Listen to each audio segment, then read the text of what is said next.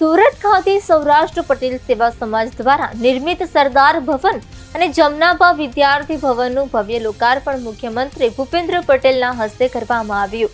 આ પ્રસંગે નાયબ મુખ્યમંત્રી હર્ષ સંઘવી અને કેન્દ્રીય મંત્રી મનસુખ માંડવિયા સહિત અનેક મહાનુભાવો ઉપસ્થિત રહ્યા।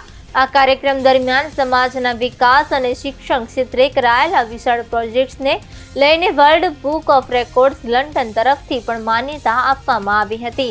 સંસ્થાના પ્રમુખ કાનજી ભલાડા સહિતના આગેવાનોને પ્રમાણપત્ર એનાયત કરવામાં આવ્યું હતું।